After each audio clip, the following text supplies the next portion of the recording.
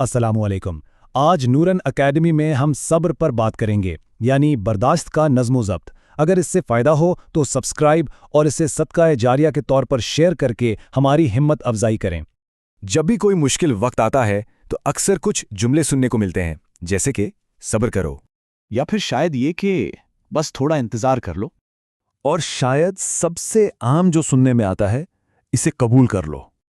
आमतौर पर लोग सोचते हैं कि सब्र का मतलब है बस हाथ पर हाथ धरे बैठे रहना, कुछ ना करना और अपने ख्वाबों और मकासद को छोटा कर लेना। लेकिन क्या सच में सब्र का मतलब यही है? बिल्कुल नहीं। ये सब्र नहीं, बल्कि ये तो बगैर कोशिश के हार मान लेना है। एक ऐसी हालत जो एक मोमिन के शायान शान नहीं। देखिए, बाज़ माशरों में सब्र को मजबूरी की खामोशी समझा जाता है, लेकिन इस्लाम हमें सिखाता है कि सब्र दबाव में कुव्वत का नाम है। ये बेअमली नहीं, बल्कि हरकत में रहते हुए खुद काबूली और बर्दाश्त है जो हमें हमारे मकसद के करीब ले जाती है। इस्लाम, जैसा कि कुरान और सुन्ना में वाज़े है, कभी कोशिश छोड़ने का नहीं कहता, बल्कि ये सिखाता है कि टूटे बगैर सहना कैसे है। तो सब्र कमज़ोरी बिल्कुल नहीं है। ये एक बेहतर मुस्तकबिल के लिए आज के आराम को मुलतवी करने की एक फ़ाल और मुनज़्ज़म कोशिश है।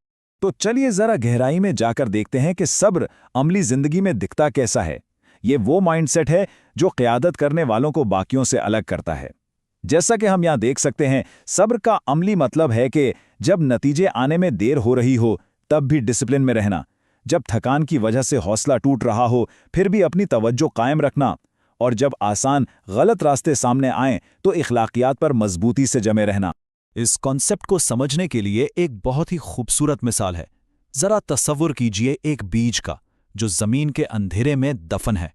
उसकी कोई तारीफ नहीं हो रही और फौरी तौर पर कोई नतीजा भी नज़र नहीं आ रहा। अब यहाँ उस बीज के लिए दो रास्ते हैं।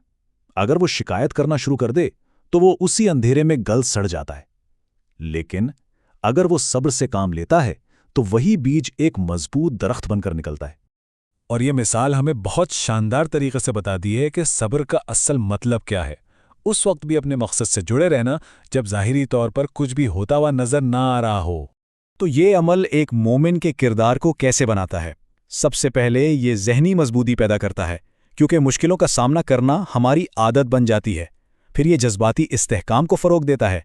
हम फौरी रद्द-ए-अमल के बजाय सोच समझ के फैसला करते हैं। तीसरा, ये एक लंबे अरसे का नज़्म-ओ-ज़ब्त पैदा करता है जो हर कामयाबी की बुनियाद है।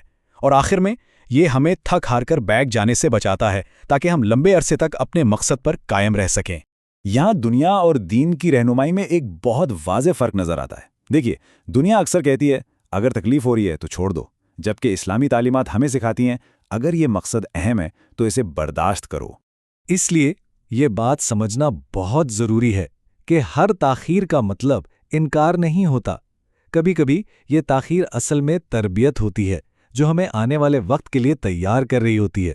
तो आज से अपनी सोच को बदलते हैं। ये पूछना छोड़ दें कि इसमें इतना वक्त क्यों लग रहा है। इसके बजाय खुद से ये पूछें, ये मुश्किल एक मोमिन के अंदर क्या तामीर कर रही है, क्योंकि इसका अजर आखिरत में लामहदूद है।